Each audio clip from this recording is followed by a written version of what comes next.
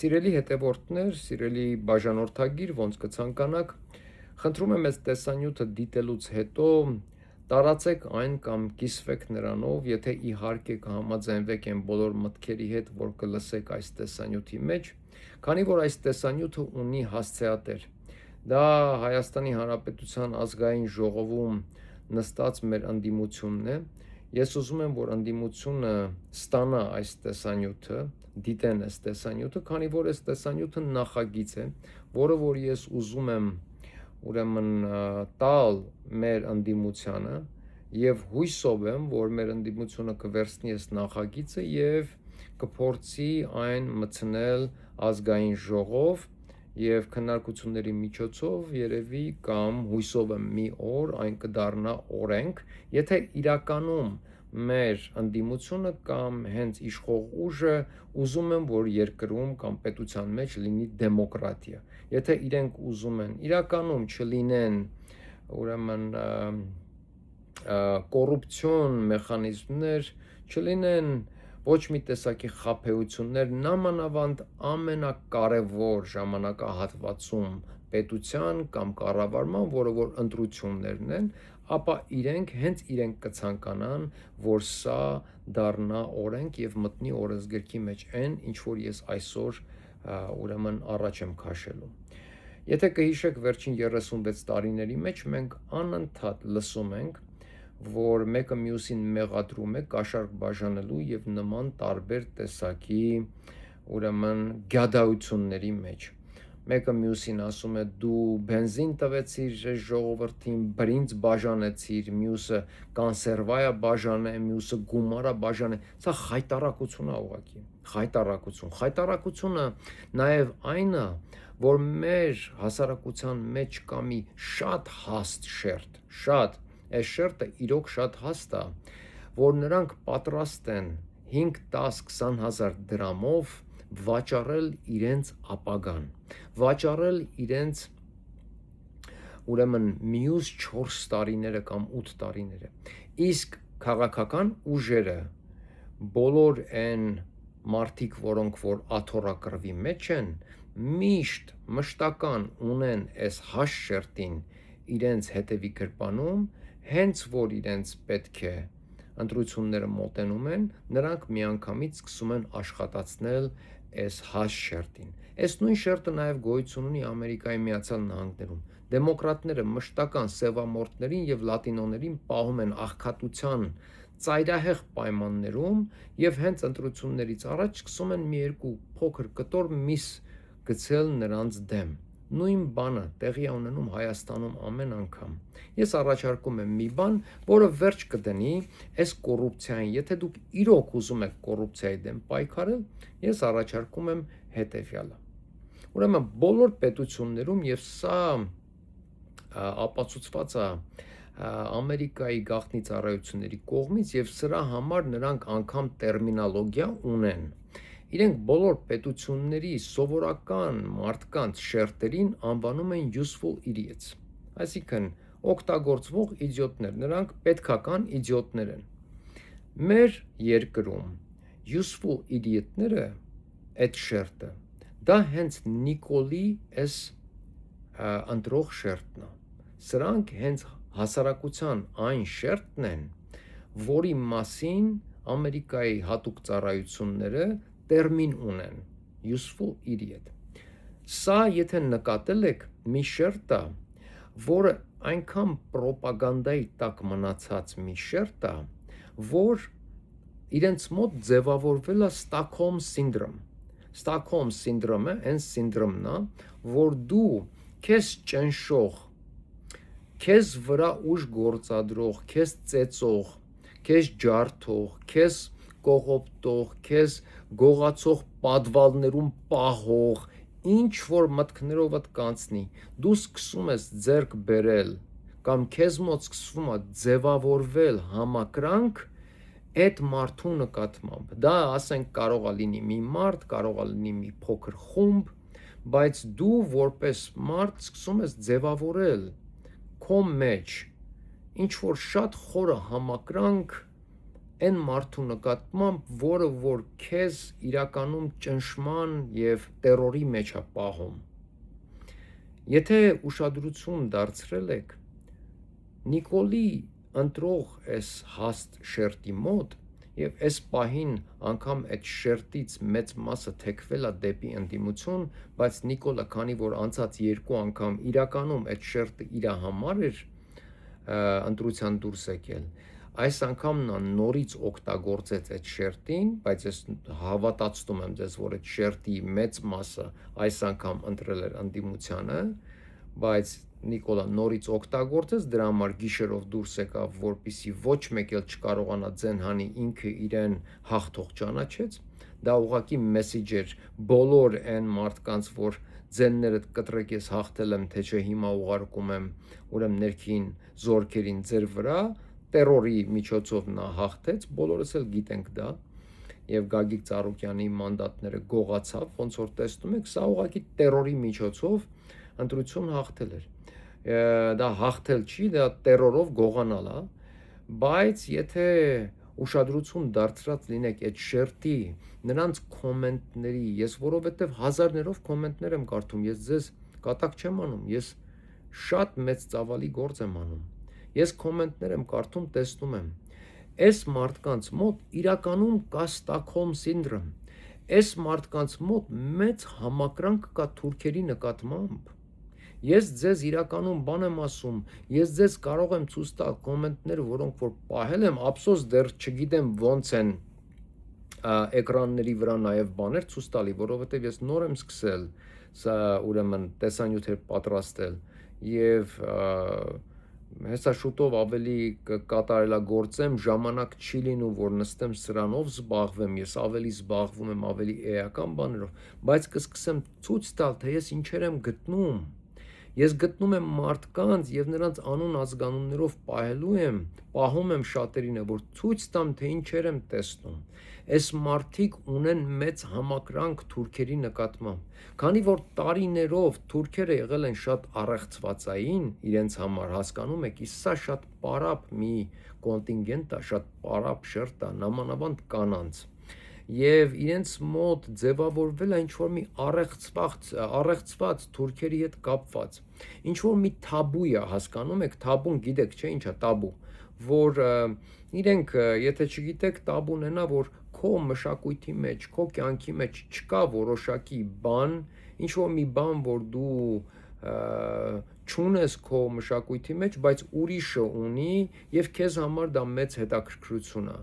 եւ դու ես ուզում դա անել ուղակի փորձի համար, բայց չես անում, որովհետեւ քո մոտ ընդունված չի, քո մշակույթի մեջ ընդունված չի, բայց ուզում ես անել, բայց քանի որ չես անում, անընդհատ քեզ դա թաբուի մեջ է պահում, տաբու է դա։ Եվ այս մարդիկ լուրջ համակրանք ունեն թե իրենց ճնշողի նկատմամբ, թե թուրքի նկատմամբ եւ իրենք իրականում ցանկություն ունեն թուրքերի հետ բարեկամություն անելու, իրենք անկեղծ ցանկություն է իրանց մոտ ձևավորվել թուրքերի մոտ բարեկամություն անելու, հասարակության այս շերտը, որը որ ոչ մի բան իրականում իր պետականաշինության, պետության զարգացման գործի համար ոչ մի ամակ չունի, ոչ մի բանում չի մասնակցում, նրանք ոչ մի բան չեն տալի պետությանը, բայց ընտրելու իրավունք ունեն եւ հիմա քանի որ հեռախոս են ձեռք բերել, արդեն խոսքի իրավունք էլ ունեն, հասարակության այս շերտը սկսում է ավելի երևալ եւ առաջներում նրանք գոյություն ունեցել են, մենք ուղղակի չենք տեսել, որովհետեւ նրանք թաքնված են եղել, հեռախոս չի եղել, նրանց խոսքի ազատությունը չի երևացել, մենք լսել ենք բրինձ բաժանողների եւ ստացողների մասին եւ մենք միշտ տեսել ենք, թե ինչպես են բրինձ բաժանողները կամ փող բաժանողները հայտնվել տարբեր քաղաքացիներում կամ թեկուզ նրանց նկատմամբ դատական գործեր է հարուցվել, բայց մենք ոչ մի անգամ չենք տեսել զանգվածային ձերբակալություններ կաշառք ստացողների պահով, չենք տեսել դա։ Եվ դրա համար, քանի որ կա գոյություն ունի այս մեծ շերտը եւ Ամերիկայում նրանց անվանում են useful idiot-ներ, ամեն անգամ, երբ որ լինում է ընտրություններ, այս ամբիցիոզ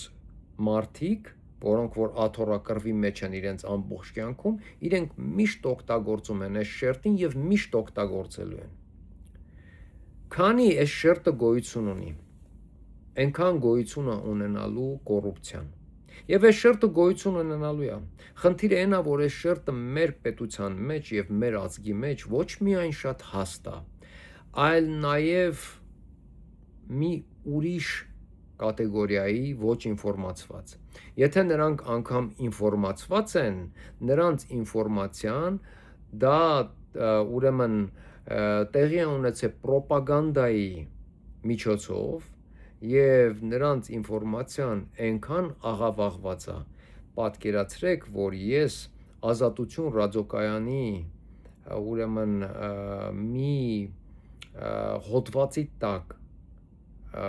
կոմենտներ էի կարդում եւ 54 կոմենտից 37 կոմենտը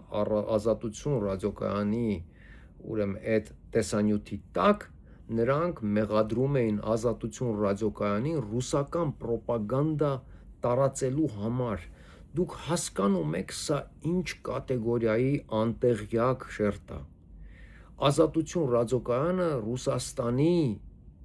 ամենամեծ հակառակորդն է, Ռուսաստանն էլ Ազատություն ռադիոկայանի։ Ազատություն ռադիոկայանը դա Ամերիկայի գաղտնի եւ հատուկ ծառայությունների, Ջորջ Սորոսի եւ ընդհանուր առմամբ զիոնիստների եւ Անգլիայի մի վեցի իրենց ռադիոկայանն է։ Ռուսաստանը պատերազմում է դրա դեմ, իսկ մեր ազգակիցները Ազատությանը մեղադրում են ռուսական պրոպագանդա տարածելու համար։ Հասկանում եք, սրանք այս մարդու հետ էլ ինչ խոսես, սրան ինչ բացատրես դու։ Իրենք այն աստիճանի պրոպագանդայիստ եղած են արդեն, եւ սա տեղի ունեցել շատ վաղուց։ Իրենք այն աստիճանի են պրոպագանդայի տակ մնացել, որ իրենց միտքը փոխել էլ չի լինելու։ Շատ դժվար է լինելու իրենց վրա աշխատանք տանելը եւ իրանց իրականում ճշմարտությունը բացատրելը։ Ես հիմա ունեմ հետեւյալ առաջարկը։ Իմ կարծիքով սա, եթե աշխարհում մենք լինենք առաջին պետությունը, որ անենք նման մի բան, բոլորը հետևելու են այս մոդելին, որովհետեւ եթե իրականում մարդիկ ուզում են, իրականում ժողովուրդները ուզում են ժողովրդավարություն եւ ուզում են ճիշտ հասարակություն ձևավորել, չնայած որ պետությունները դա չեն ուզում, բոլոր պետությունները սա կանեն։ Արդեն պարզ է ինձ համար շատ վաղուց, որ պետությունները չեն ուզում լավ հասարակություն ձևավորել կամ ճիշտ հասարակություն ունենալ։ Պետություններին շատ շահավետ է, որ հասարակությունները կոտրտված են, ուսում չեն ստանում, շատ վատ վիճակում են, հասարակության մեջ աղքատության մեջ շերտ կա, տգետության մեջ շերտ կա, պետությունները դրանից միայն օգտվում են։ Նման հասարակություններին կառավարելը շատ հեշտ է։ Իսկ եթե ես լինեի երկրի ղեկավարը, ես ուղղակի կբարձրացնեի հասարակության մակարդակը այն աստիճանի, որ իմ ամբողջ երկրում ուղղակի կլինեին խելացի մարդիկ, որովհետև դա է հենց ես դրա համար եմ ասում, որ եթե չլինի միապետություն, ոչ թե միապետություն, այլ չվերականգնվի Հայաստանի թագավորությունը եւ չլինի թագավոր, որը որ մշտական լինելու է կառավարման հենց կենտրոնը պետության, այս ամբիցիոզ տղամարդիկ, ամբիցիոզ մարդիկ, ոնց ուզում եք անվանեք նրանք միշտ գալու են, ամեն մեկը իր խաղն է խաղալու եւ միշտ ժողովրդին գցելու են այսենց վիճակների մեջ, պետությունը տանեն այսենց ռոլոկոստերի նման, այսենց վերև ներքև, այնքան իջացնեն պետությունը ներքև, բարձրացնեն, ով ինչ ուզենա անի։ Միայն թագավորության դեպքում է լինելու, որ ազգը ինքը իրենով փորձի իր արքայից վերցնել օրինակ եւ բացի դրանից ուղակի երբ որ պետությունը այդ երկիրը թագավորությունը կներեք պետություն ասեցի, երբ որ դու թագավորություն ես եւ կան որոշակի միջոցառումներ, կան ինչ-որ անընդհատ մեծ ինչ-որ իրադարձություններ եւ ժողովուրդը ուզում է նմանվի իրենց առաջնորդին, մարդիկ արդեն այն համակրանքը, որ ստեղծում են իրենց լիդերի նկատմամբ, իրենք փորձում են իրենցով նմանվեն իրենց լիդերին, լիդերի ընտանիքին եւ կամաց արդեն հենց իրենց են սկսում շտկել։ Բայց դա ուրիշ խոսակցություն է։ Նայեք, ես ինչ եմ առաջարկում։ Իմ անցած տեսահոլովակում կամ տեսանյութում ես մի քանի բառով անդրադարձա դրան։ Ասացի, որ մարդը, երբ որ սկսում է ուրեմն մոտ գալ իր չափահաս դառնալուն, արդեն մոտ է չափահաս դառնալուն եւ շնչում է, դա դեռ չի նշանակում, որ այդ մարդուն անձնագիր է հասնում։ Գիտեք ինչ, պետությունը անձնագրերը չպետք է բաժանի մարդկանց ուղակի։ Մարդը պետք է ոչ թե միայն իր պետությանը հարկ տա, դա շատ կարևոր է, բայց այս հասարակության շերտը, որը որ Նիկոլին է ընտրել, այս հասարակության շերտը, որ իր ապագան վաճառել է բրինձով միշտ, մի քանի կոպեկով, հասարակության այս շերտը, որը որ ընդհանրապես ցածր ավելի IQ, փոքր ավելի պատկերացումներ ունեն գեոպոլիտիկայից, քաղաքականությունից, քաղաքավարիությունից, ընդհանուր ամեն ինչից, այս շերտը պետք է նաև մի քիչ երևի ավել անի իր պետության համար, որովհետև նրանք պահանջում են պետությունից միշտ եւ սրանք համարյա բոլորը ոչ այդքան աշխատունակ կամ եթե աշխատող ոչ այդքան հարկ վճարող, ոչ այդքան, ասենք, չեմ ուզում ասել պիտանի, որովհետև դա սխալ բառ կլինի օգտագործել, բոլոր հայերը դրանք հայեր են։ Ես բոլորի նկատմամբ ունեմ հարգանք, եթե նրանք նման հիմար բաներ չանեն։ Բայց նայեք, եթե մարդը շնչում է չափահասը, դա դեռ չի նշանակում, որ այս մարդը պետք է ունենա իրավունք ընտրելու եւ քաղաքական միտք կամ քաղաքական դաշտ ձևավորելու process-ին մասնակից լինի։ Հասկանում եք։ Մարդը շնչում է, անձնագիր ունի, ուրեմն իրավունք ունի գնալու եւ ընտրելու։ Բայց այս մարդը իր տեխնացուին ընտրում է միայն նրա համար կամ իր ընտրած տեխնացուների միջից այն տեխնացուն է, որ խաշլամա ուտելուց մատերը վերնաշապիկի վրա մաքրում է, որովհետև ինքը հենց այդ process-ի մեջ այս տեխնացուի հետ ընդհանուր բան է տեսնում։ Նրա համար ընդհանրապես նշանակություն չունի այս տեխնացուի բերած քաղաքական ծրագիրը, այս տեխնացուի ոչ մի բերած թեզը, դեբատների մեջ իր ցուցաբերած հմտությունը որպես քաղաքական գործիչ կամ դիվանագետ։ Այս մարդկանց համար ոչ մի այդ հատկությունները նշանակություն չունեն։ Ասում է նայի ոնց է խաշլամա ուտում, ես ինչ կարգին տղա է, տնական տղա է, բայց մեզ պետք չի տնական տղա երկիր ղեկավարի, մեզ պետք չի տղա, որ սենց բաներ անելով, որ կզսնելու եմ, պարկասնելու եմ, սենց բաներ անելով, իր այս շերտին խապի համոզի, որ ինքը Գագիկ Ծառուկյանի ունեցվածքը վերցնելու է տա իրենց։ Եթե մարդը մի քանի կոպեկով վաճառում է իր ապագան, պարզ չի, որ Գագիկ Ծառուկյանի հարստությունը խոսք տակ, որ իրենց մեջ բաժանվելու է, նրանք ամեն քայլի կգնան, բա պարզ չի դա։ Գագիկ Ծառուկյանի հարստության վրա պետության կեսը երևի աչք ունի։ Բայց եթե դուք գաք, կոռուպցիան հենց դա է, գաք եւ բարձր ամբիոնից, հասարակության այն շերտին, որ մտածելու ունակություն չունի, պրոպագանդայի տակ մնացած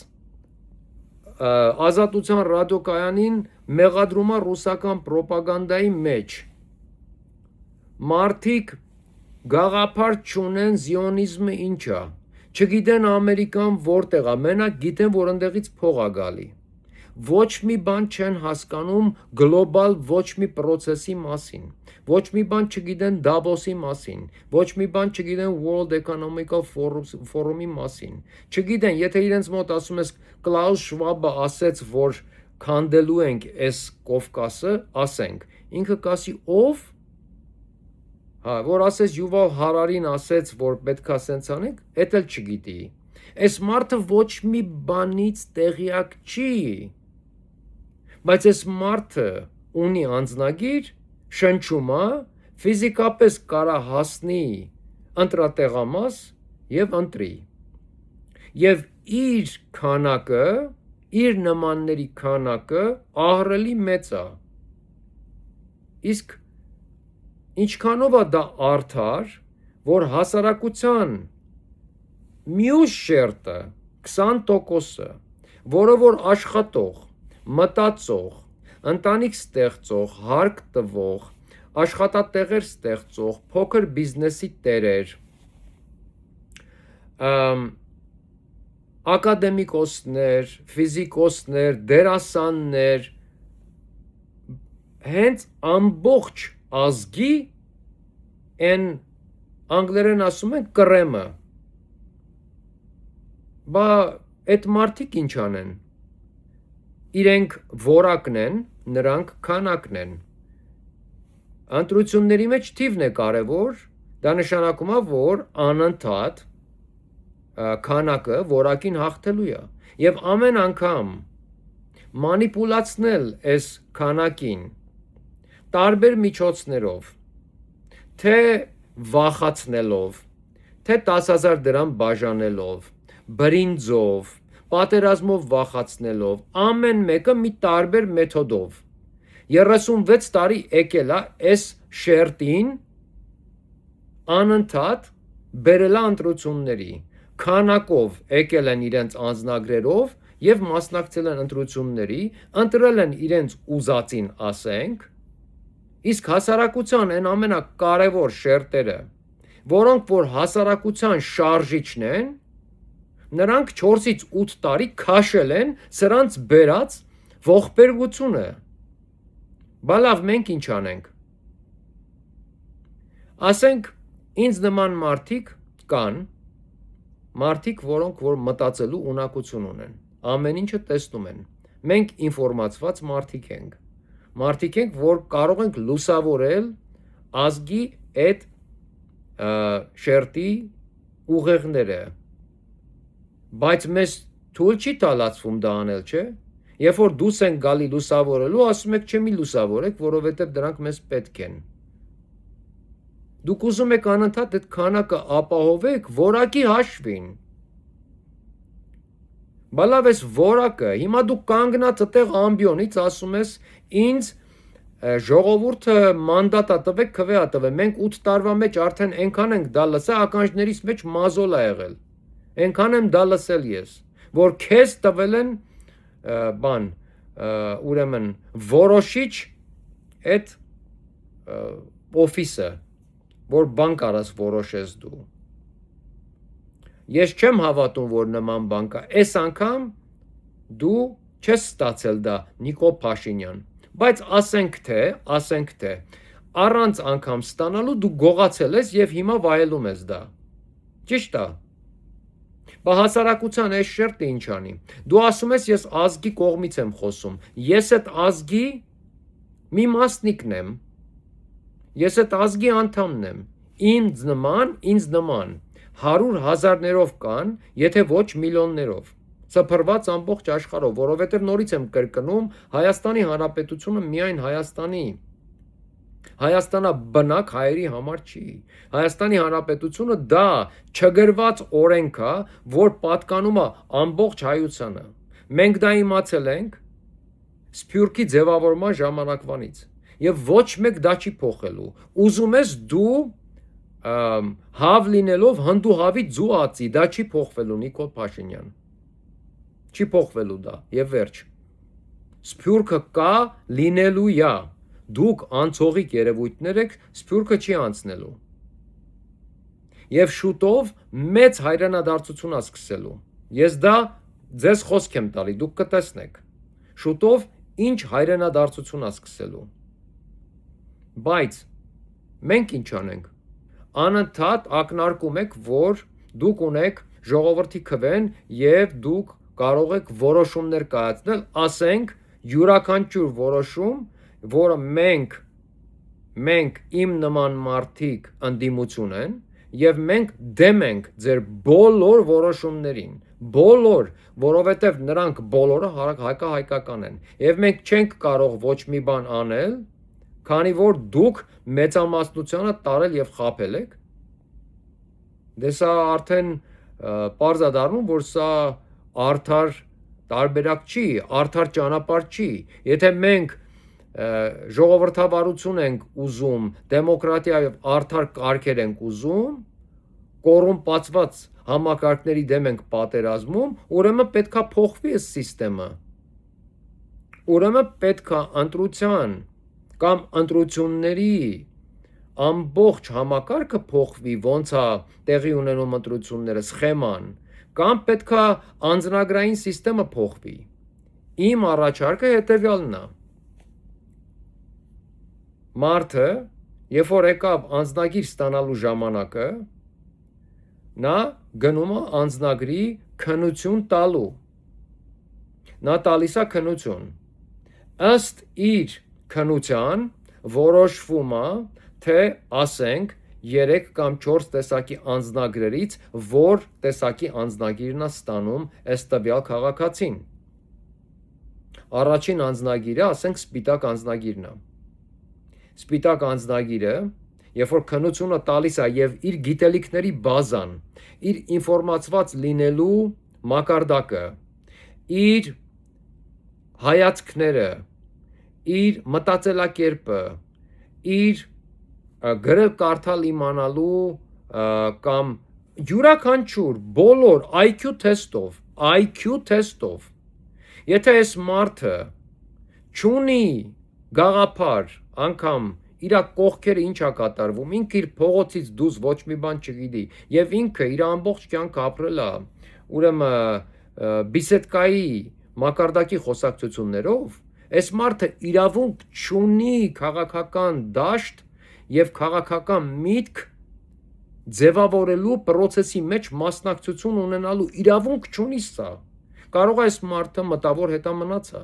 եւ մենք չգիտեինք։ Եթե նա մտավոր հետամնաց է եւ մեր համակարգացին է, համաերկրացին է, ես շատ վատ եմ զգում դրա համար, պետքա լինեն կենտրոններ, որտեղ որ կլինեն պրոֆեսիոնալներ այս մարդու հետ աշխատելու համար, որpիսի մենք իրեն քաշենք դուրս այդ վիճակից, կարող է մարդը վատ հոգեկան վիճակում է։ Պետքա հասկանալ դա։ Նախ առաջինը դա։ Երկրորդ հերթին կարող է մենք ունենք քաղաքացի, որը շատ ինչ-որ էքստրիմ հայացքներ ունի։ Մենք պետքա հասկանանք, չէ՞ դա։ Պետությունը ուղղակի անձնագիր է բաժանում, որովհետև այս մարդը արդեն հասուն է, հա, հասունացավ, եկեք սրան անձնագիր տանք։ Լավ է։ Հենց դարար ինչ որ տարիքի 16 տարեկան արի անձնագիրը վերցնա գնա։ Հետո կգաս ընտրելու։ Գաղափար չկազմենք, այս մարդը ով է, ինչ է մտածում, ուր է տանում իր ինչ հասկանում եք ինչ եմ ասում։ Ոնց կարելի է նման բան անել, ես չեմ հասկանում։ Ասենք, սպիտակ անձնագիր ունեցող մարդը պետք է անգամ իրավունք չունենա ճանապարհորդելու, որովհետև եթե այս մարդը Հայաստանի Հանրապետությունից ուղղակի ձեռքը ընկավ $70 եւ մի ամիտ վիզա, ասենք, եւ այս մարդը վեկացավ գնաց Եվրոպա կամ գնաց Ռուսաստան կամ գնաց ուրիշ պետություն, այս մարդը այնքան ցածր IQ ունի, այս մարդը այնքան ոչ այդքան էլ պայծառ ուղեղ է, բա որ գնաց ուրիշ պետություն կորավ, կամ մի հանցանք կատարեց, կամ մի բան արեց, Հայաստանի Հանրապետության վրա ծախս անստելու այս մարդու հարցերով զբաղվելը, չէ՞։ Բա ավելի լավ չի հասկանանք, հետո երբ որ այս մարդը սպիտակ անձնագրի կրող լինի, Ինքը արդեն հասարակության մեջ կամաչի, որ ինքը սպիտակ անձնագրի կրող է, եւ դա իրեն կարող է ստիպի, դուք կարող է մարդկանց մեջ չեք ուզում մտցնեք այդ ամբիցիան, որ մարդը ինքը սպիտակ անձնագիր կրող է, ինքը իրեն սկսի վատը զգալ հասարակության, ընկերների շրջապատի մեջ, որ ինքը սպիտակ անձնագիր կրող է, եւ սպիտակը նշանակում է դատարկ։ Եվ այս մարդը գնա փորձի ամեն ինչ անի, ինֆորմացվի, սովորի, ամեն քայլի դիմի, որպեսզի գնա երկրորդ կարգի գոնե անձնագիր ստանա, որովհետև սպիտակ անձնագրով մարդը դա ընտրելու իրավունք չունեցող մարդ է։ Երկրորդ, ինչի չունենք մենք մեր պետության մեջ դպրոցներում civic duty, այսինքն քաղաքացիական պարտք, որպեսզի քաղաքացին փոքր ժամանակվանից սկսի սովորել կարգ ու կանոն, փողոցներում իրեն պահելու ձև, կաֆեներում, սրճարաններում իրեն պահելու ձև, մեքենա վարելուց շատ կներեք, բայց անբարոյականի լակոտի նման մեքենա չքշելու ձև, ասենք, հասկանում եք, փոքր ժամանակվանից պետք է այս համեստությունը, մարդկային տեսակը մտցնել այս մանկիկի մեջ, ոչ թե դառնա, ասենք, մի հատ պապ մի հատ մաշնի բալնիկները տուր է դրանից, որ դուրս գա, ասենք, քաղաքում անբարոյականի տղու պես քշի ավտոն ու մեկին գցի սպանի, ոնց որ ասենք սպանեցին։ Ինչի չկա տենց բան։ Այսինքն մենք ավելի կենտրոնացած ենք ինչ որ մոլախոտ աճացնելու մեջ փոխանակը կարող ենք սերունդ, նորմալ սերունդ ձեռք բերել։ Եթե չկան պայմաններ, որ մարդիկ սովորեն, իրենք մեծանում են ինչ-որ որոգայթատիպ սերիալների ուրեմն դիտումներով, ասենք այդ քրեական փողոցային մտածելակերպով, իրենց պահելու ձևը ամբողջ օրը դրա մասին եք խոսում, բայց ոչ մի բան իրականում չի արվում։ Ոչ մի բան։ Վահագ Ալեքսանյանը Լևոն Քոչարյանին ասում է, չգիտեմ ինչը պապատա, այսենց մանկամիտ գյադա գյուդեքին բերել լցրել եք, ազգային ժողով են էլ ինչ ուր եք նստացրել, մարդը դուք հասկանում եք սա ինչ մանկամիտ երեխա է, ինչ է ասում, ազգային ժողովի փոխնախագահն է, ինչ է ասում բարձր ամբիոնից, արա սա խայտառակություն է ուղղակի, Սա դեգրադացված պետությունների պետությունն է, այս ինչ է կատարվում, ազգային ժողովի փոխնախագահն, չգիտեմ ինչը պապատ է ասում է, պետքա մեր քաղաքացիները իրենք ցանկություն ունենան, իրենք իրենցով, որովհետև իրենց մեջ պետք է ամբիցիա լինի, որպեսզի իրենք երկրորդ կարգի անձնագիր ստանան, անձնագիրը չեն բաժանում բոլոր շնչող էակներին, եւ հետո կանչում ընտրությունների, թող գնա տաքնություն, երկրորդ անձնագիր, երկրորդ կարգի անձնագիրը, ասենք թե կանաչ անձնագիրն է, հիմա նա իրավունք ունի ճանապարհելու, որովհետև նա կարող է ինքն իրան տեր կանգնի, հնարավոր է այս մարդը կարա ճանապարհի, բայց դեռ ընտրելու ունակություն չունի։ Երբ որ այս մարդը կանցնի որոշակի դասընթացներ, երբ որ այս մարդը կսկսի հայրենասիրական միտք ձևավորել, երբ որ այս մարդը կհասկանա, որ յուրաքանչյուր անգամ եթե քեզ բերեն $50,000 առաջարկեն, դու չես կարա քո քվեաթերթիկը վաճառես, որովհետև դա քո պետության ապագան է, որովհետև այտենց քվեաթերթիկներով բերեցիք Նիկոլ Փաշինյան, որը որ մեր պետությունը տարավ կապիտուլացման, որը որ առաջին 4 տարին ասում էր Ղարաբաղը Հայաստան է եւ վերջ, որը որ անենց հայրենասիրական բաներ էր ասում ենք, բայց Անդրանիկն է եկել, Անդրանիկ, լրիվ Անդրանիկն է, կարող է տղեն է, հետո մի անգամից մի օրվա մեջ փոխեց ասեց չէ, Այն որ մի հատ լավ ծեծում են, ասում է բան, չէ ասում է։ Այն անեկդոտը գիտեք, չէ՞ որ երեխեն գալիս է տուն ծեծած, ջարդած։ Հերն ասում է, այս ինչ ա եղել, ասում է ներքևը ծեծեցին։ Ով ասում է։ Ասում են ներքևի խուժանները։ Ասում է լարիչն եք տենանք։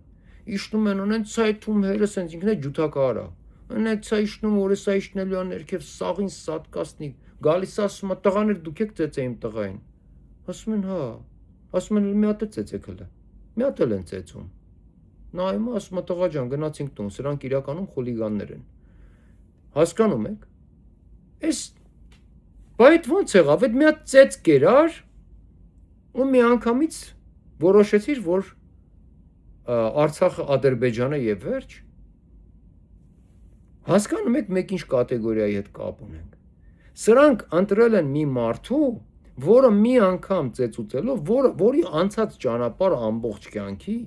արդեն ցույց էր տալի, որ սա Աստված չանի, սրա ձեռքը հանկարծ պետական ուժ ընկնի, սա իր ամբողջ կյանքում ծեծ կերած է։ Սա տերորի է ենթարկելու յուրաքանչյուր տղամարդ տեսակին։ Պետական ուժով իհարկե այդպես բան կարաս անես, բա որ ամբողջ ներքին զորքերը քո ձեռքի տակ լինեն, դատական process-ները քո ձեռքի տակ լինեն, դատարանները քո ձեռքի տակ լինեն, Գագիկ Ծառուկյանին, որ տղա տեսակ է, կանես, իհարկե կանես, ոնց չես անի, սա գլուխ գովալու բան չի, որ ինքը գլուխ գովա, որ արեց, պետական սիստեմը ձեռքը տեր արեց,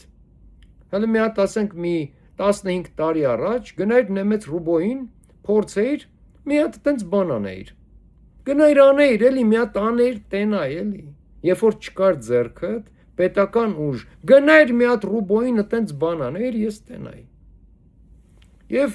ուզում եմ հասկանաք, ինչի մասին եմ խոսում էլի ես ժողովուրդ, ես պետքա ես սրա վերջը գա, ես տգիտության վերջը պետքա գա, իսկ ես անձնագրային սիստեմը տգիտության վերջը կբերի, որովհետև մարդիկ արդեն կուզենան, իրականում ինվորմացվեն, որովհետև եթե ինքը գա քննություն տա, և իր քննությունը պարզվի, որ ես մարդը քննության միջոցով պարզվի, որ ես մարդը մի ուրիշ պետության պրոպագանդայի տակ է, ես մարդուն չի հասնում դեռ անձնագիր։ Հիմա նայեք մի բան բացատրեմ, ձեզ շատ կարևոր։ Արևմուտքը մեր պետության մեջ շատ ծանր պրոպագանդա է տանում։ Այս մարդիկ Նիկոլի այս շերտը այդ պրոպագանդայի տակ են։ Իրանք արևմտյան պրոպագանդայի տակ են, և արևմտյան պրոպագանդան այնքան մտածված և պոլիշ եղած, այնքան հզոր պրոպագանդա է, որ եթե դու չունես խորը միտք, եթե դու չունես, իրականում չունես այդ ֆիլտրները, որ այդ պրոպագանդան անցկացնես մեջով, քմծիծաղ տաս ու ասես, ես ում եք ուզում խաբեք, ասենք, իրենք քեզ շատ հեշտությամբ կխաբեն և այդ բոլոր սիստեմները, տեխնոլոգիաները հենց ստեղծված են ազգի, բոլոր ազգերի և ժողովրդների հենց այս շերտերի համար, որովհետև նրանք մեծ քանակ են և իրենց միշտ այդ քանակն է պետք, իրենց որակը պետք չի, որակը միշտ քանակի սխալների համար վճարողն է, սա շատ հասարակ կոնցեպտ է, տան մեջ կան 4 երեխաներ, մեկը ամեն ինչում լավ է, մնացած 3-ը վատն են, այդ լավը միշտ են 3-ի բոլոր պրոբլեմները լուծողն է լինելու, միշտ, դա միշտ այդպես է, և ես դա իմ սեփական փորձից գիտեմ, և այս նույն բանը պետության մեջ է, լավ, նորմալ, մտածող, այս 20%-ը, ինչի պիտի անընդհատ քաշի սա էլի, ինչի համար, ես ձեզ ամենայն անկեղծությամբ եմ ասում արդեն 8 տարի է, չկա մի օր իմ կյանքում, չկա մի օր, որ ես առավոտից գիշեր անցկացնեմ և շատ ուրախանալու բաներ ունեմ ես, բայց չկա մի օր, որ ես առավոտից գիշեր անցկացնեմ առանց իմ մեջ այդ տանջանքը, որ իրականում տանջանք է սա, այս մտովի տանջանքը, այս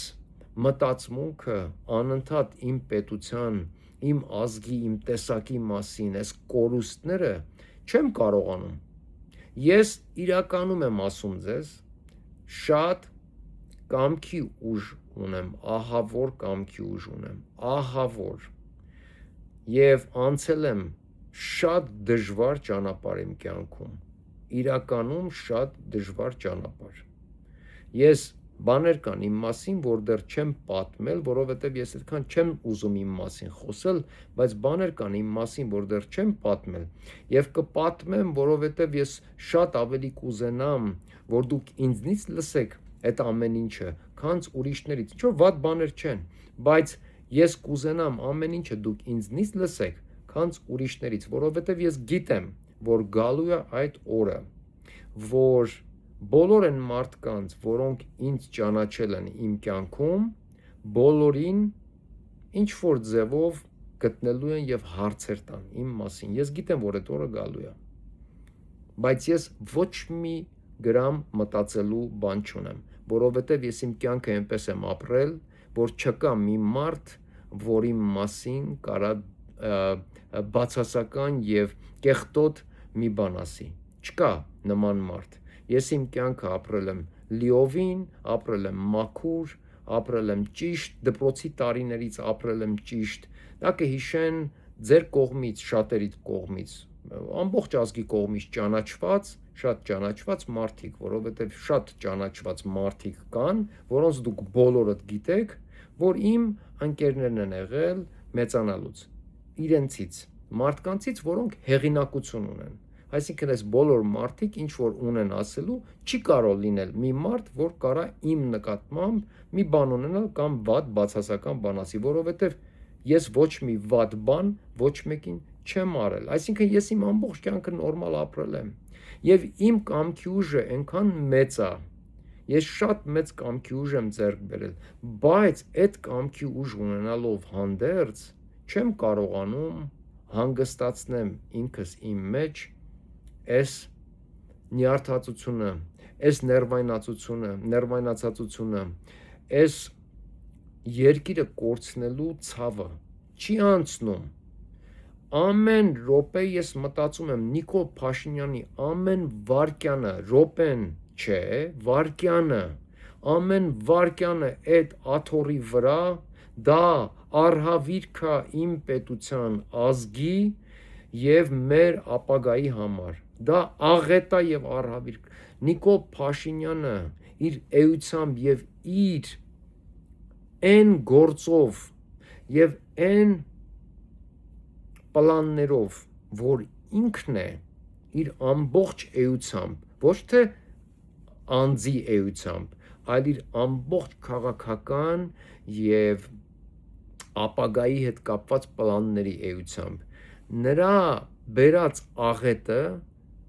1915 թվին հավասար կամ ավելի վատ աղետ է լինելու։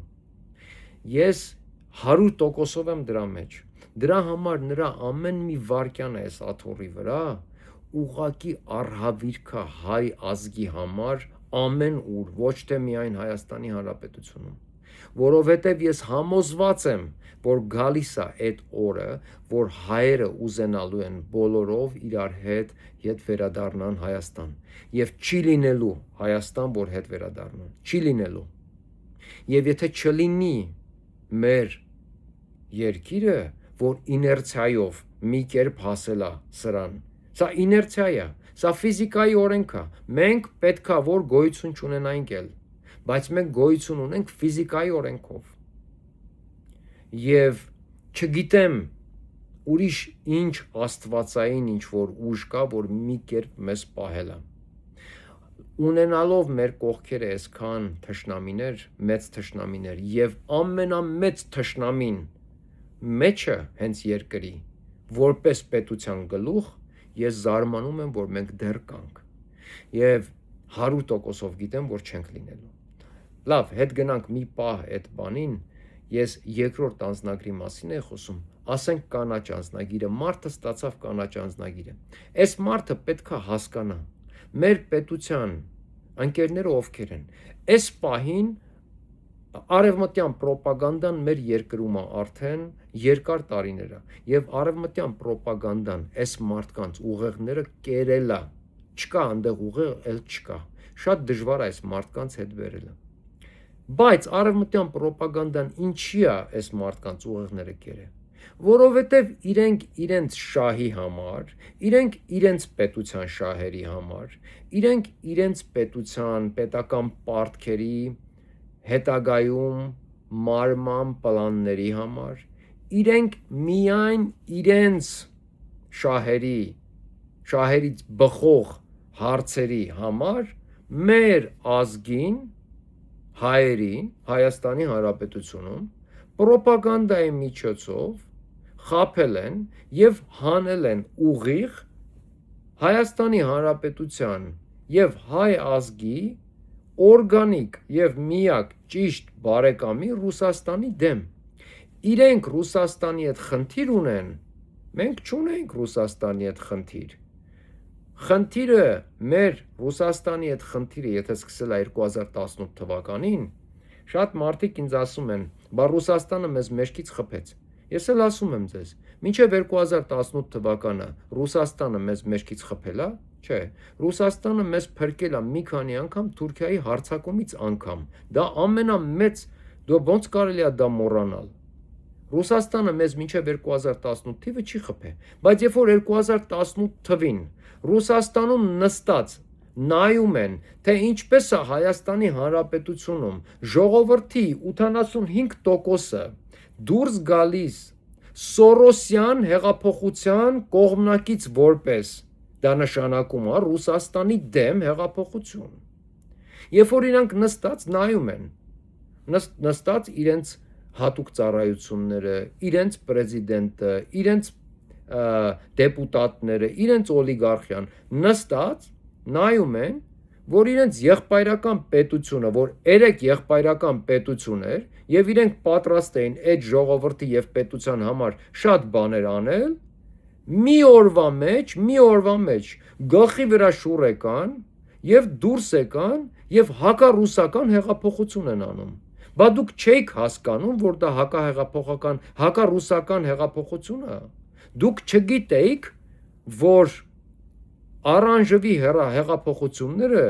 դրանք հակառուսական հեղափոխություններ են։ Դուք չգիտեիք, որ Թավշյա հեղափոխությունը նշանակում է հակառուսական քայլ։ Բա նրանք այնտեղ նստած նայում են, ասում են, «Էս ինչ եղավ»։ Բա դրա համար եմ ասում, որ դուք այնքան ոչ ինֆորմացված էիք, որ չգիտեիք, որ այդ հեղափոխությունը արևմտյան հեղափոխություն էր Ռուսաստանի դեմ։ Բա ինչի մասին եմ խոսում։ Բա հենց էս եմ ասում։ Եթե տեղեկացված լինեիք, հասկանայիք, որ Նիկոլ Փաշինյանի հեղափոխությունը եւ շարժումը դա արևմտյան հեղափոխություն է, այն էլ ոչ արևմտյան կոնկրետ Ամերիկայի, այլ Ամերիկայի 5-րդ, 6-րդ Շարասյան կողմից զիոնիստների գաղտնի ինչ-որ մի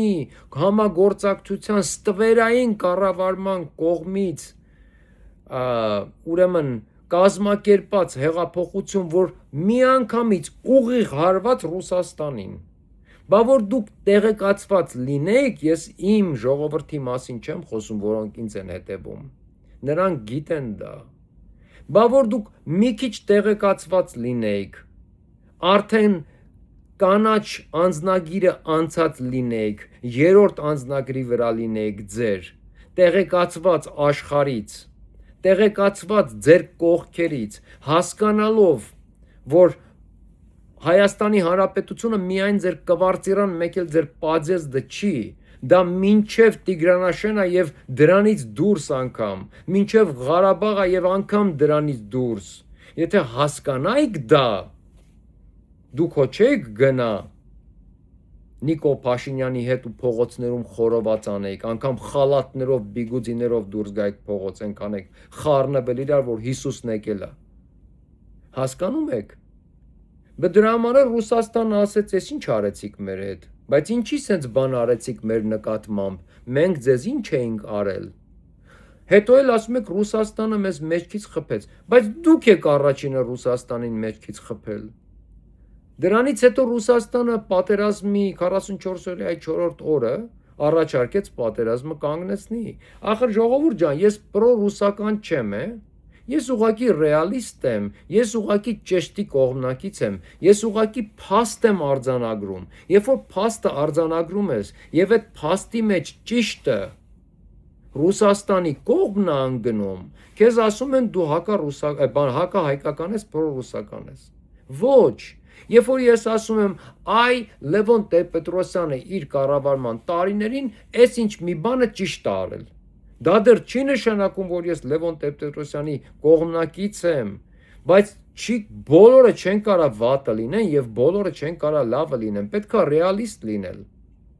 Այս մարդը, այս ինչ հարցը լավ է արել, այս ինչ հարցը վատ է արել։ Այս մարդը կամ այս պետությունը այս հարցում ճիշտ էր, այս հարցում սխալ էր։ Երբ որ դու մի բան ես ասում դրական Ռուսաստանի մասին, նրանք միանգամից ասում են, այ դու Ռուսաստանի գործը քարոզող, դու մեզ ուզում ես տանես Ռուսաստան, ձեզ ոչ մեկ ոչ միտեղ չի տանում։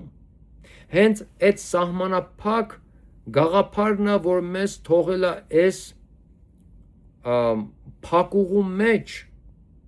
հասկանում եք, սահմանափակված լինելը, տգիտությունը մեզ թողել է փակուղու մեջ, մենք կանգնած ենք լուրջ կապիտուլյացիայի առաջ։ Այո, եթե Երրորդ հանրապետությունը կազմաքանդվի, դա կապիտուլյացիա է, դա ուրիշ կերպ բնութագրել հնարավոր չի, դա կապիտուլյացիա է։ Իսկ կապիտուլացված երկիրը ինչ հարված ասես կարա ուտի։ Նրանք կապիտուլացված, նրանք կարող են ասել Հայաստանի Երրորդ հանրապետության հետ էր մեր խաղաղության այդ պայմանագիրը, Չորրորդ հանրապետության հետ մենք ոչ մի խաղաղության պայմանագիր չունենք, արի ասեմ։ Հասկանում եք։ Դուք չգիտեք ապագայում ինչ է սպասվում։ Դրա համար Չորրորդ հանրապետության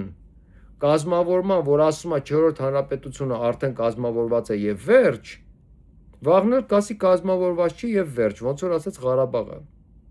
Հայաստանը եւ վերջ, հիմա էլ Հայաստան չի եւ վերջ։ Լավ, մի պահ նորից հետ գնանք։ Մարդը հիմա կանաչ անձնագիրը ձեռը վատ ազգում իրան, որ կանաչ անձնագիր ունի։ Նա պետքա ամեն ինչ անի, հիմա նա պետքա անցնի քաղաքական կամ մի քանի դասով։ Շատ բան չէ։ Ուղղակի մարդուն նստացրեք մի քանի դասի, որպեսզի նա հասկանա հայրենասիրությունը որն է։ Մարդուն պետքա ոչ մեկ, գիտեք ինչ, մարդը դաստիարակվում է իր ընտանիքում եւ իր շրջապատի մեջ։ Հասարակության այս շերտերը մենք չենք կարող 100%-ով ասել, որ այս շերտերում կամ ընտանիքները կամ շրջապատը շատ այնպիսի միջավայրեր են, որտեղ որ մարդը կարող է ձեռք բերել ճիշտ դաստիարակություն կամ ճիշտ հայացքներ։ Հասկանալի պատճառներով։ Եվ սա հենց խնդիրներից վերևներում պետքա լինի, որ դա փոխվի, որպեսզի հասարակության մեջ նման շերտեր չլինեն, որպեսզի աղքատությունը, որպեսզի տգիտությունը վերանա։ Եվ գոնե 2-3 աստիճան վերևից ավելի սկսի, այն ինչ որ սկսում է, ամենատակը հասարակության լինի այսօրվա մեջտեղը, որովհետև մեր մոտ իրականում ես տեսնում եմ էլի, ես Ամերիկայում էլ եմ տեսնում էլի, գալիս են չէ Ամերիկա, ես տեսնում եմ ինչ վիճակ է, մենք չենք կարող ազգ համարվել նման կերպ, մենք եթե ունենք հասարակության շերտ, որը այսքան հաստ է համեմատած մյուս այս փոքր շերտին, որ նորմալ ժողովուրդ են, այդ մեծ շերտը խեղդում է այդ փոքր շերտին անընդհատ։ Եվ մենք անընդհատ մեզ համոզում ենք, որ մենք ազգ ենք, ոչ թե ժողովուրդ, բայց երբ որ ուշադիր նայում ես այդ շերտին, ասում ես, սա իրականում շատ վատ վիճակ է։ Եվ սա պետքա փոխվի, եւ դա կարելի է փոխել հենց այդ անձնագրային համակարգով, որովհետեւ իրենք իրենցով, քանի որ նրանք տեսնելու են, որ իրենց ոչ մի բան չի թույլատրվում, որովհետև իրենք ընդունակ չեն, իրենք իրենցով փորձելու են դա փոխել։ Կանաչից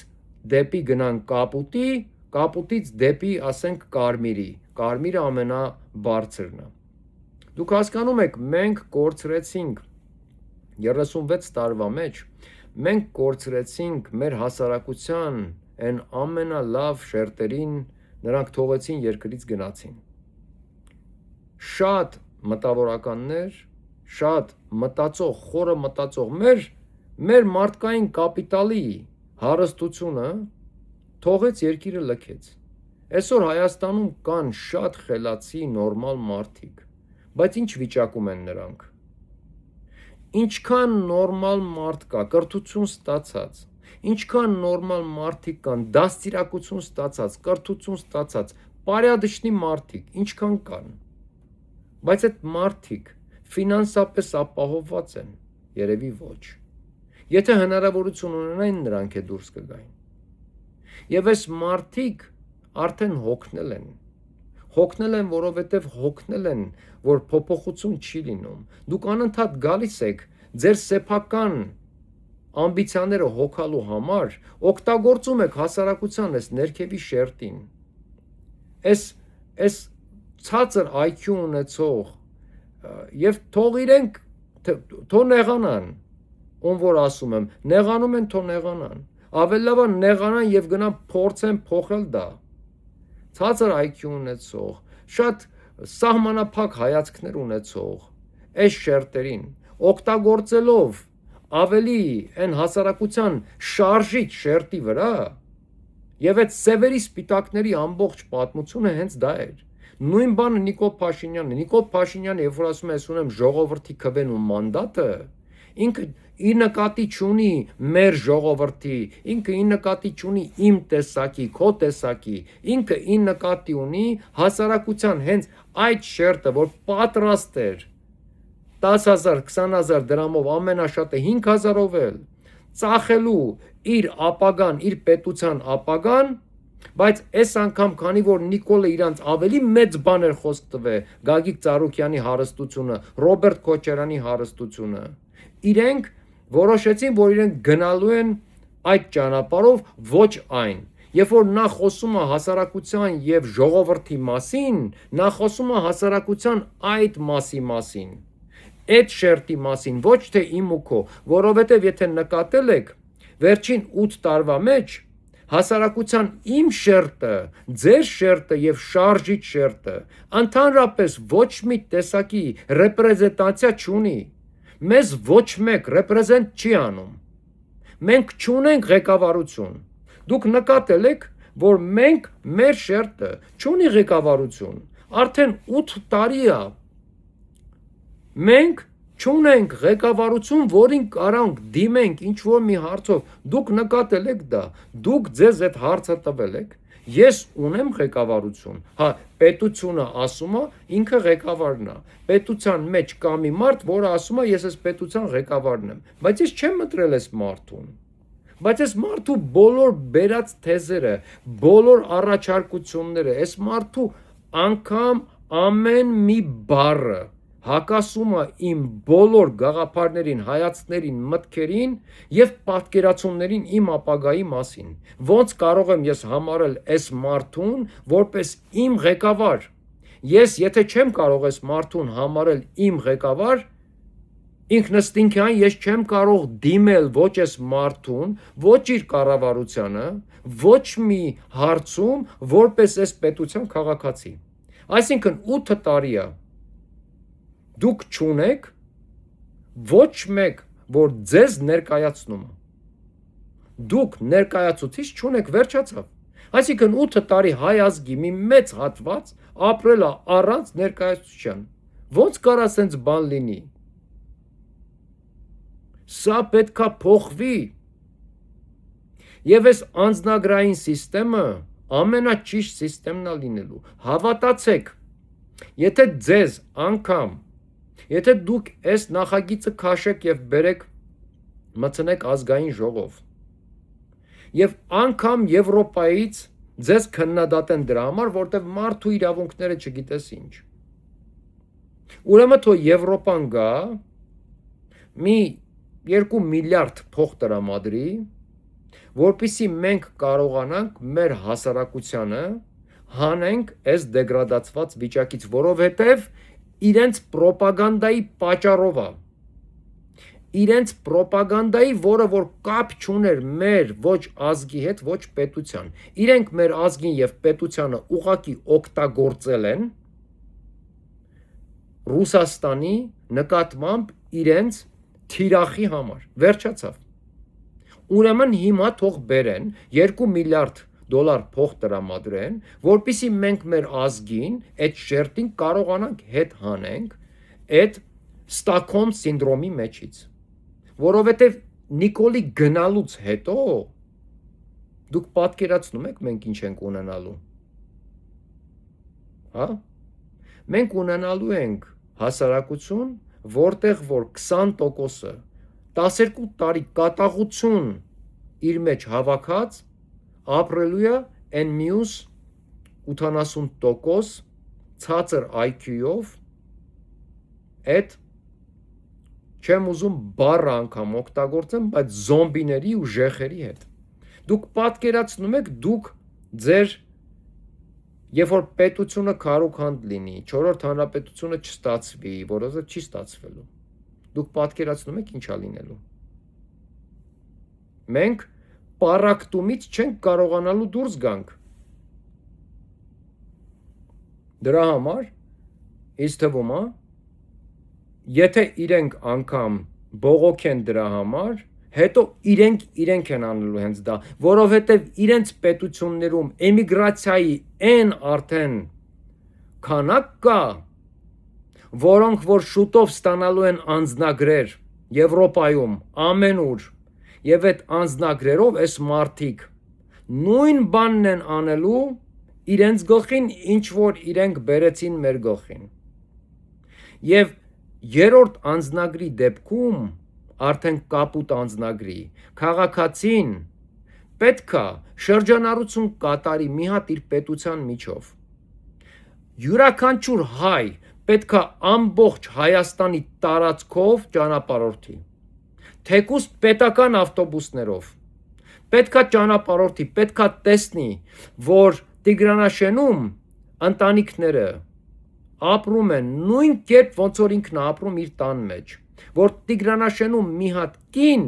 իր խոհանոցին սովորել էր այնքան, ինչքան ինքն է սովորել իր խոհանոցին իր տանը, որ Տիգրանաշենում երեխաներ կան, որոնք հաճախում էին դպրոց եւ սիրում էին իրենց տունը եւ քաղաքը, որ Տիգրանաշենում էլ կային երեխեք, որ իրար հետ ընկերներ էին դպրոցից, իսկ հիմա չեն լինելու, որովհետեւ ցիրուցան են լինելու, ամբողջ երկրով մեկ, որ այս ժեխը սկսի հասկանալ, որ երբ որ քեզ ասում են, որ պետության այն քաղաքը տալու են ուրիշին, որովհետև ես երեք հաղորդում եմ նայում, որտեղ լրագրողը մոտենում է քաղաքացիներին եւ հարցնում է, ճիշտ եք կարծում, որ Նիկոլ Փաշինյանը Տիգրանաշենը տալիս է ադրբեջանցիներին, ասում հա, բա ինչ անում, ճիշտ է անում, բա լավ է անում, բա այդ երբ է մեր եղե։ Դուք հասկանում եք այս ոչխարների մտածելակերպը, ոնց թե երբ է մեր եղե։ Բա որ մերը չի եղել, ոնց էին այնտեղ ընտրություններ անում նոր, բա որ մերը չի եղել, ինչի անունը Տիգրանաշեն, ոնց թե մերը չի եղել, արա այդ ոնց է եղել, որ մերը չի եղել, դու փոխանակ, եթե դու հայ ես, եթե դու հայրենասեր մարդ ես, եթե, արա հայրենասերը մի կողմ դու հայ ես, սա քո պետությունն է, ուրեմն դու թքած ունես, հա, որ պետությանդ մի կտորը կտրեն տան ուրիշին, որը տեղի ապրող քո համաերկրացին պետքա փախստական դառնա, ու դու քո համար ասում ես հաթոթա լավ անում, բա քո նման քաղաքացուն, քո նման հային, ոնց կարելի է անձնագիր տալ, ոնց կարելի է թույլ տալ, որ դու ընտրես ախր, դու ոնց կարաս մասնակցես քաղաքական դաշտի եւ մտքի ձևավորման process-ներին, դու իրավունք չունես, քեզանից ընտրության օրը քեզանից գաղտնիք պետք է պահվի, դա պետք է պետական գաղտնիք քո տեսակի համար, որ դուք անգամ չիմանաք այդ օր ընտրություն կա, ու սենց մի հատ չեն, երկու հատ չեն, հազարներով են սենց, այս մարդիկ ինչ իրավունք ունեն անձնագիր ունենալու, Երբ որ երրորդ արդեն անձնագիրը կապուտը կստանան, կգնան շրջագայության ամբողջ Հայաստանով, կտեսնեն բոլոր, կգնան կտեսնեն մեր սահմանները, կգնան կտեսնեն մեր երկիրը, կհասկանան ինչա Հայաստանը եւ կհասկանան ինչա պետություն ունենալը եւ հենց դրանով կմասնակցեն պետականաշինությանը, որովհետեւ միայն ազատ խոսք ունենալով ու խոսելով, որովհետեւ դու հեռախոս ունես, կարաս խոսես, ազատ խոսք ունես, ու հիմա էլ անձնագիր ունես, կարաս գնաս ընտրես, բայց ընտրես մեր դեմ, խոսես մեր դեմ, բա ինչի, ուրեմն այս մարդուն պետքա փոխել, ոնց կանանք մենք թույլ տանք նման բան, այս մարդը պետքա գնա շրջագայի տեսնի, հասկանա, որ դա իր պետությունն է, նա իրավունք չունի նման բան ասելու, ինչի անպայման պիտի քո գրպանին կպնի, որ դու նոր հասկանաս, անպայման պետքա քո տունը գան քո ձեռքից վերցնեն, որ դու սկսես հայրենասեր դառնալ, մի քանի կոպեկ տրանսպորտ են թանկացնում, իրար եք ուտում, դուրս եք գալի փողոց, իսկ մեծ պրոցեսներ են կատարվում, պետության մի կեսը գնում է, պետություն են կազմակերպում նորը ստեղծեն ինչ-որ եւ նորի վրա ոչ մի հովանավորություն չկա, ոչ մի գարանտիա չկա, որ դա կլինի, եւ դուք հանգիստ նստած դիտում եք դա, ուրեմն ձեզ պետք չի անձնագիր տալ, որովհետեւ ես շատ լավ հիշում եմ, եւ սա ընդհանուր առմամբ մեր ազգի բանն է, $100 համար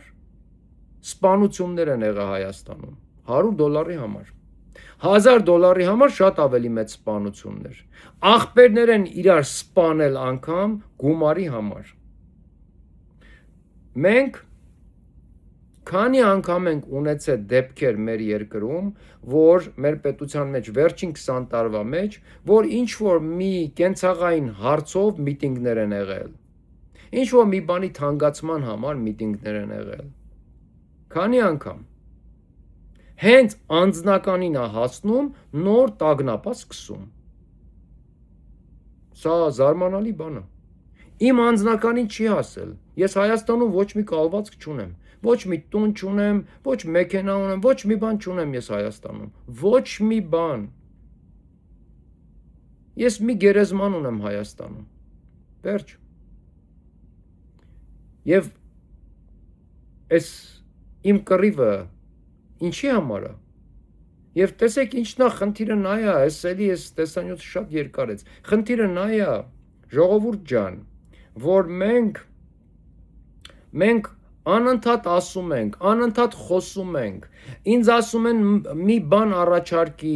անընդհատ բոլորդ խոսում եք, բայց ոչ մի ելք չեք առաջարկում, այսօր էլ նորից մեկը գրել է, լավ, շատ լավ, առաջարկեմ, անելու եք, գործադուլի միջոցով երկիրը պարալիզացվում, մենք ունենք քանի կողմնակից, ընդդիմադիր կողմը, 1,450,000 հոգի դուրս էր եկել ընտրելու, թո դրանից 400,000 հոգին ընտրեր Նիկոլին, լավ, եթե իրան տանք 400,000 հոգին, 1 միլիոն մարդ դուրս էր եկել ընտրելու Նիկոլի դեմ, դե թող 1 միլիոն մարդ գործադուլ հայտարարի կանեք, ասեք մենք չենք աշխատում վերջ, եթե մեր պետությունը քանդվելու է, եթե մենք պետությունը տալիս ենք թուրքերին, չենք ուզում աշխատենք, վերջացավ, չենք ուզում, պարալիզացրեք ամբողջ սիստեմը, կանեք, երևի թե չէ, մեծ մասը չեն անի դա, գիտեք ինչի, որովհետև սեփական գրպաններին է կպնելու, որովհետև ապրելու գումարը պետք է, դրա համար, չեն անի մեծ մասը, ես ձեզ մի բան էլ ասեմ, միշտ մենք հրեաներին բերում ենք օրինակ, ես հրեաներից շատ տեղյակ եմ, շատ,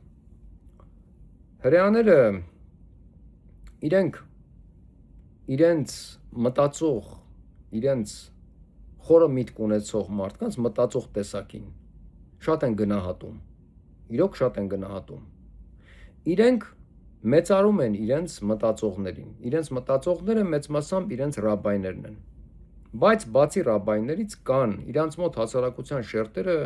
լուրջ մակարդակ կա այնտեղ։ Եվ իրենք ամեն ամիս ֆոնդ ունեն, որ գումար են ուրեմն ներդնում իրենց, ասենք ես, մտածողների համար։ Ես ուղղակի մտածում եմ, պետականաշինությունը, պետություն շինելը, երկրաշինությունը ընդհանրապես իրենց մոտ ինչի է ստացվում։ Իրենք ուրիշի տունն են քանդում, որպեսզի իրանցը սարքեն։ Մենք պետք չի ոչ մեկի տունը քանդենք, որ մերը սարքենք։ Մենք մերը չենք կարողանում պահենք, մերն են քանդում։ Բայց իրենք ուրիշի տունը քանդելով, ինչ տեսակի մանիպուլյացիաներ անելով, ինչ տեսակի կլյաուզաներ, ինչ դուք չեք պատկերացնում ինչեր են անում, որպեսզի նրանք իրենց երկիրը ստեղծեն։ Ինչերի միջով են անցնում, որ ստեղծեն։ Եվ նրանք ամեն ինչի պատրաստ են գնալու, ամեն ինչի։ Իրենց համար մեկը Աստված չանի, իրենց դիասպորային մի բան ասի, կխեղտեն։ Դիասպորան իրենց հարստությունն է, դիասպորայի միջոցով են իրենք անում։ Մենք մեր սփյուռքի միջոցով ենք արել, ինչ արել ենք մինչև այսօր։ Բայց նայեք, մեր երկրում մեր սփյուռքից ասում են, «Դուտեղից ձեներդ կտրեք, ինչի եք խոսում, դուք ինչ գործ ունեք մեր կյանքի հետ»։ Հասկանում եք տարբերությունները։ Հիմա ես դուրս գամ, ես ուղղակի օրինակի համար, ես միշտ օրինակները իմ վրա եմ բերում։ Ես դուրս գամ, հայտարարեմ, ասեմ, ժողովուրդ, ես ուզում եմ իմ գործը ամեն ինչը թողնեմ, իմ գործը, որով որ ես ապրում եմ։ Թողնեմ ամեն ինչը, միայն զբաղվեմ սրանով, որովհետև ես գիտեմ, որ ես կարող եմ փոփոխություն արձանագրել։ Ես կարամ բան փոխեմ։ Ես գիտեմ դա, որովհետև ինձ չեն կարող վախեցնել բանտով։ Ինձ չեն կարող վախեցնել ոչ մի բանով։ Հասկանում եք, ես ունեմ այդ կամքի ուժը, ունեմ մտածելու ունակությունը։ Եվ ժամանակ տրամադրեմ, շատ ավելի բան կանեմ։ Եվ շատ չէ, ասեմ ժողովուրդ, ասենք ամիսը ամեն մեկը $3 փող եք հատկացնում, ասենք թե, որպեսզի ես թողնեմ իմ աշխատանքը եւ զբաղվեմ միայն սրանով։ Դուք էլ ինձ օգնեք, մենք փոփոխություն ենք ձեռք բերելու, մենք փոփոխություն ենք գրանցելու 2 տարի, 1 տարի, 2 տարի մեր կյանքից ներ ենք դնելու, բայց մենք մեծ փոփոխություն ենք ձեռք բերելու։ Ես գիտեմ, որ մեծամասնությունը չեն կարողանալու դա անեն, չեն ուզենալու դա անեն եւ ասելու են, չէ, չեմ ուզում։ Լավ։ Ու վերջ, այդտեղ վերջանալու է, բայց մարդիկ չեն ուզում ընդունեն, որ աշխարհում ամեն ինչը, բոլոր այս process-ները ֆինանսներով է լինում։ Ինչով է Ալիևը այսօր մեզ հաղթում։ Ինչով, գիտեք, ֆինանսներով։ Այսքան բան, ինչի համար ենք մենք պարտվում։ Ֆինանսների պատճառով։ Նիկոլն էլ է ֆինանսների պատճառով եկել։ Այս ամեն ինչը, այս ամբողջ ստրուկտուրան ֆինանսների վրա է։ Follow the money։ Հասկանում եք։ Սա է։ Մենք ամեն ինչ ասում են, ամեն ինչը դե փողով չի, փողով է։ Հենց այտենց է։ Այո, ընտանիքը, սերը, ընկերությունը, նման բաները չի կարելի փողով չափել։ Ես կյանքում դա չեմ անում։ Փողը ինձ համար, ես արդեն միլիոն անգամ ասել եմ, նորից եմ կրկնելու։ Ժողովուրդ ջան, ես իմ ամբողջ կյանքը դա տեսել եմ։ Հասկանում եք։ Ինձ համար արդեն այն բան կա, մարդիկ կան, որոնք հայացքներ ունեն, որոնք որ վաղուց իրենց կյանքում արդեն տեսել են այդ ամեն ինչը, միշտ գումար աշխատել են, փոքր ժամանակվանից տեսել են, ասենք ինչ որ բաներ, հետո գալիս է մի ժամանակ, որ քեզ իդեոլոգիան, բնությունը, քեզ ուրիշ բաներ են սկսում հետաքրքրել, հասկանում եք։ Ինձ համար էլ այդ ինչ որ ինձ պետք է, ես արդեն ունեմ, այսինքն հասկանում եք։ Եվ էլ արդեն ինձ համար կարևորը երկիրն է, պետությունը, ազգը։ Ես ուզում եմ իմ կյանքում, իմ հետևից թողնել legacy, թողնել ինչ-որ մի պատմություն, թողնել այն ինչով որ կարող են իմ երեխաները, իմ ընկերները, իմ ծնողը հպարտանա, հասկանում եք, իմ ազգի համար մի գործ, որ ազգս ինձանով հպարտանա, ինձ համար փողը նշանակություն չունի, այսինքն ինչ-որ մի կոռումպացված բան անեմ, որ փող ընկնի ձեռս, որ գնամ մի հատ մեքենա գնեմ, ես մեքենաները ունեմ, գարաժներում կանգնած, որ չեմ վարում, տարիներով փոշի են հավաքում, ես սովորական մեքենա եմ քշում, շատ սովորական, հասկանում եք, ինձ համար հանգիստա կարևորը չի փչանա, կոնդիցիոներն աշխատում է, ես իմ մտքերով ռադիոն միացրած գնում գալիս եմ, ես երաժշտությունը չեմ լսում, ես մարդկանց եմ լսում, փոդքասթներ եմ լսում, սրան եմ լսում, նրան եմ լսում, ինֆորմացվում եմ, ինձ համար դա էլ էական նշանակություն չունի, էական նշանակություն ունի երեխեքիս հասցնեմ նորմալ տեղ, ասենք, բայց էլ ես չունեմ, ասենք, տենց ինչ-որ ծախսեր անելու, արել վերջացրել եմ, ամեն ինչ կա, հիմա ես ուզում եմ իմ ազգի համար մեծ մի բան անեմ, բայց դրա համար պետք է անպայման գումարներ, ես չեմ կարող ասեմ, ես շատ մեծ, ես իմ ինչերի տեր եմ, ոչ, ես ուղղակի շատ կոմֆորտ, ամեն ինչ ստեղծել եմ ինչ-որ մի ժամանակահատվածում, ամեն ինչ ունեմ և ինձ համար տենց ապրում եմ, աշխատում եմ և պահում եմ ինչ-որ ունեմ, այդքան բան, մեծ ճոխություններ չեմ անում, ես ճոխ բաներ չեմ անում, շատ տենց modest, նորմալ կյանք ունեմ ես, մենք ճոխ բաներ չենք անում, իմ կինը ոչ մի անգամ ինձանից 20-25 հազար դոլարանոց պայուսակ չի ուզել, ոչ էլ կուզի, հասկանում եք, նման բաներ չկա, չնայած, ասենք, եթե ուզենար, ես դա էլ կանեի իր համար, բայց կյանքում նա չի ուզել նման բան, վերջացավ, մենք այդ տեսակն ենք, և դա ապացուցել ենք մենք մեր շրջապատում արդեն,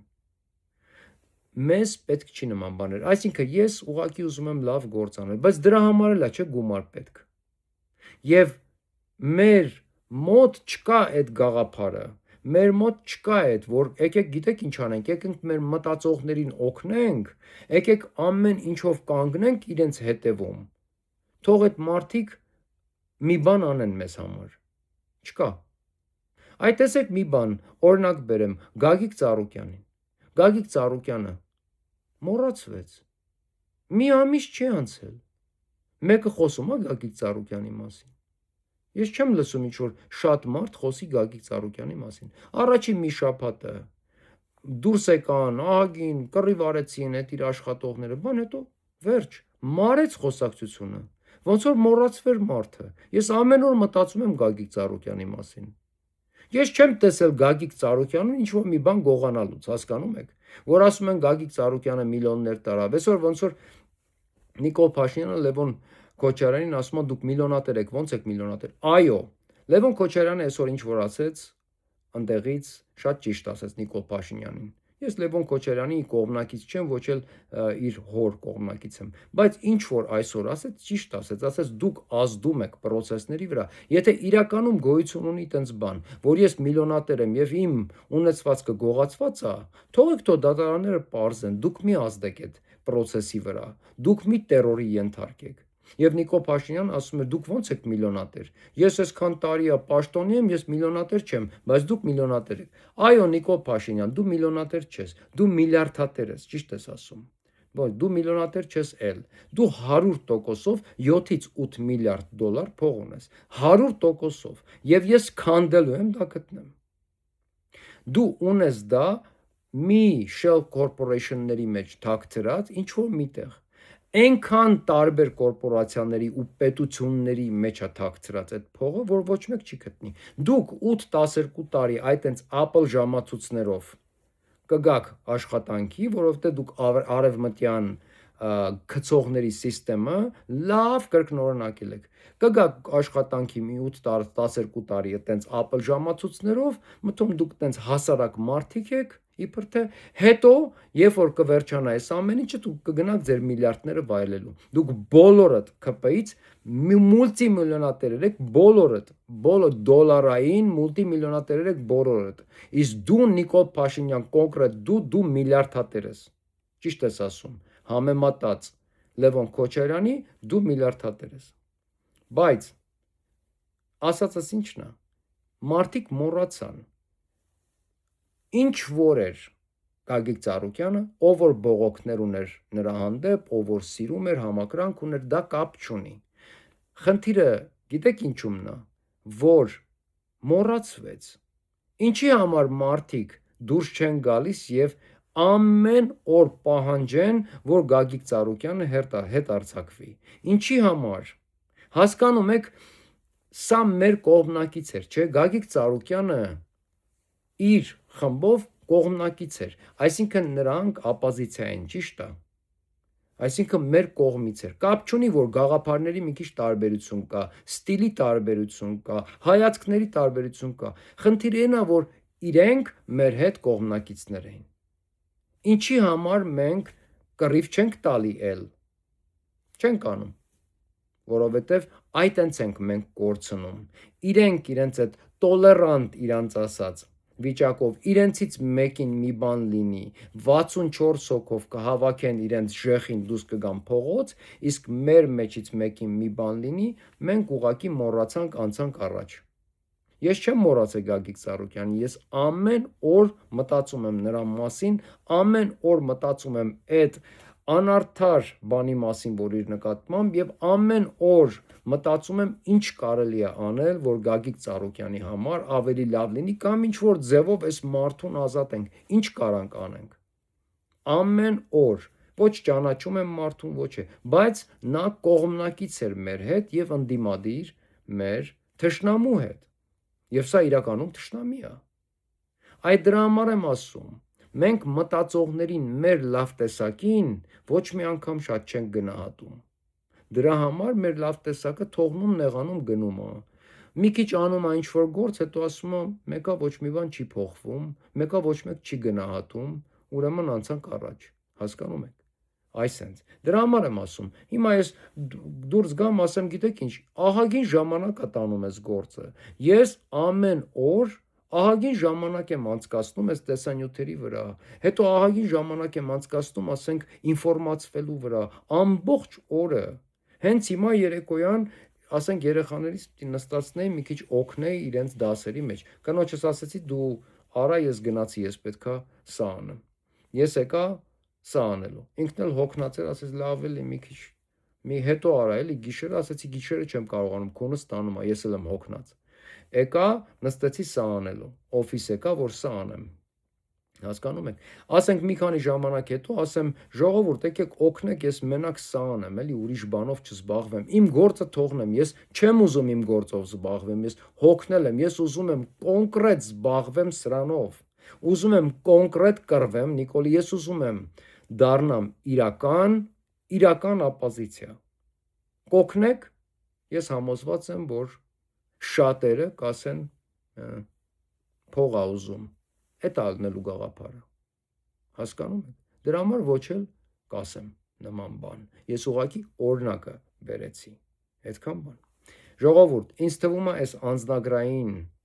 աստիճանաբար անձնագիր ստանալու համակարգը շատ ճիշտ համակարգ է։ Եվ սա միակ համակարգն է, որ մենք կարողանանք ապահովել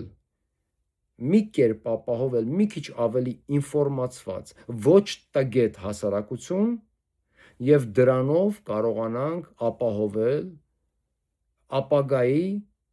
նորմալ, ոչ կոռումպացված ընտրություններ կամ ինչ որ process-ներ, որոնք որ տեղի կունենան մեր երկրում։ Եվ բացի դրանից,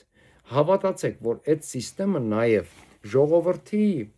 ընդհանուր մակարդակը շատ կփոխի։ Ես ասում եմ, ես շատ կուզենայի հայ ազգից ստանայի շատ ազնվական, նորմալ ազգ։ Անգամ էթիկայի կանոնների համար դպրոցում դասեր լինեն։ Ուղղակի էթիկա, սովորական, ասենք, բաներ։ Ասենք, թեկուզ հագնվելուց սկսված մինչև մարդու ուտելու ձևի համար դասեր լինեին դպրոցում, որ մարդիկ կարողանային ճիշտ կողմնորոշվեին։ Բոլոր ընտանիքներում չի, որ այդ ամեն ինչը ճիշտ է դրված։ Դա թե ֆինանսական վիճակից է, թե ուրիշ շատ հանգամանքներ կան։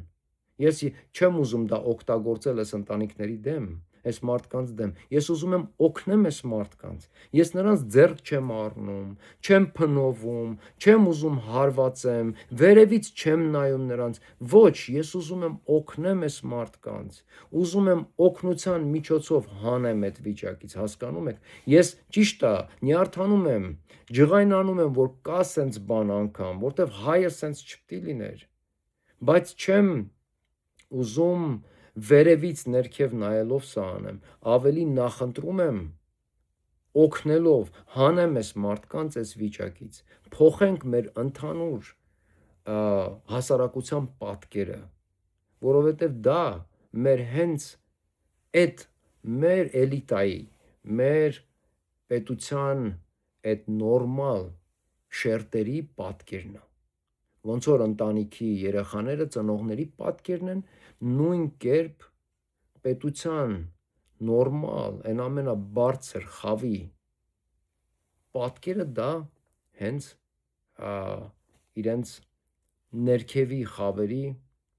պատկերն է։ Բայց եթե քո երկրում կան սենց մարդիկ, քո երկրում սենց իրավիճակ է, մարդիկ սենց աղքատության, այսքան ցածր մակարդակի մեջ են ապրում, եւ դու Rolls-Royce-ներով ման ես գալիս, եւ հետևիցդ էլ գցած մի երկու հատ G-Wagon է ման գալիս, դու սխալ տեղ ես, դու սխալ տեղ ես, կամ փոխի քո երկրի իրավիճակը, որ քո Rolls-Royce-ի հետ համեմատվի, բռնի, ճիշտ լինի, կամ դու Rolls-Royce-ով ման մի արի, կամ մի քիչ ավելի սովորական մեքենա, Lexus-ով ման արի, որովհետև դու այդ պետության մեջ չես։ Մոնտե Կարլո գնա, քո Rolls-Royce-ը այնտեղ քշի։ Ասենք Սուքիասյան, Մոնտե Կարլոյում Rolls-Royce-ը այնտեղ շատ ճիշտ է։ Հայաստանում ճիշտ չի։ Ասենք։ Սկամ բան։ Խնդրում եմ, անպայման, ինչ էր, այս երրորդ անձնագրից չորրորդ անձնագիր գնալու պահով մի բան է ուզում ասել։ Նիկոլ Փաշինյանը նոր սահմանադրության դոկտրինա է գրել պետության համար մարդը, ուղղակի, սա խայտառակություն է, սա սենց բան չեմ կարողանում անգամ մտածել, էլի։ Ես պետության դոկտրինա գրելուց Ռուսաստանին 8-րդ տեղը դնելը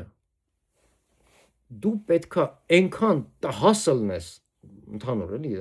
դու պետքա այնքան քո այդ շերտի նման այնքան տհաս ու տգետ լինես, որ քո կողքի գերպետությանը դնես 8-րդ տեղում։ Սա քո կողքի, սա քո օրգանիկ, այսինքն սահմաններով կպած գերպետությունն է։ 8-րդ տեղ նրան դնելով դու ոչ միայն ընկեր չես ձեռք բերում, այլ դու թշնամի ես ձեռք բերում։ Դա նշանակում է, որ դու մնացած այն պետությունները, որոնք որ 7-ը, 6-ը, 5-ը, 4-ը, 3-ը, 2-ը եւ 1-ը, նայեք քանի հատ բոլոր այդ պետությունների հետ պատրաստ ես համագործակցելու 8-րդին մեջքից խփելու համար։ Դու այնքան դուրակ պետքա լինես։ Քաղաքական գործիչ ես դու քաղաքական գործիչ ես, բա քաղաքական գործիչը չի հասկանում, որ երբ որ գերպետությունն է կողքդ, եթե անգամ դու չես ուզում գերպետության հետ, չգիտեմ ինչ հարաբերություններ ունենաս, նրանց 8-րդ տեղը գրելով եւ գեոպոլիտիկայի մեջ, ընդհանուր աշխարհի NLS իրավիճակի մեջ, իր ոչ այդքան հարազատ պետություններին իրենից առաջ դնելով, դու այդ գերպետությանը քեզ դարձնում ես թշնամի, դու ոչ թե միայն ընկեր չես ձեռք բերում կամ բարեկամ, դու նաև թշնամի ես ձեռք բերում, լավ, այսքան հիմար ոնց կարելի է լինել։ Ժողովուրդ ջան, խնդրում եմ տարածեք, եթե կարելի է, շնորհակալ եմ դիտելու համար, կմիանամ նորից, հաջողություն եմ մաղթում բոլորիդ, մենք մեծ գործ ունենք անելու և շուտով, հույսով եմ, շուտով շատ ավելի ժամանակ կտրամադրենք սրա մեջ, որպեսզի մենք կարողանանք հասնենք մեր ուզած ապագային։ Շնորհակալություն։